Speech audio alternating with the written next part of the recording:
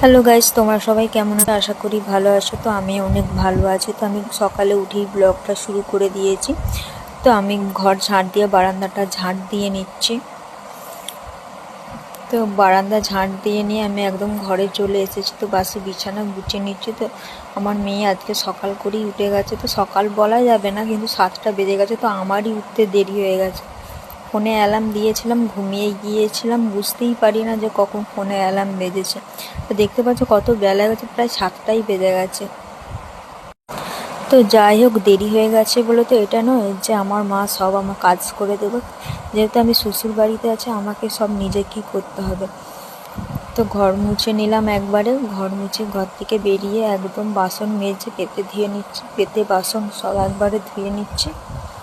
তো যেহেতু আমাদের বৃহস্পতি, শুক্র, শনি 3টে দিন নিরামিষ হয়।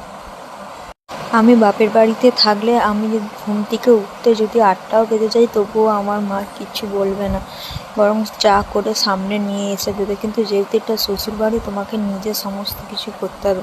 তুমি যদি নিজে ঘুম থেকে উঠো, তোমার নিজে ঘুম থেকে উঠে দেরি করো, বরং তোমারই ক্ষতি হবে, লাভ হবে না, কারণ তোমাকে যেহেতু সমস্ত কাজ করতে হবে।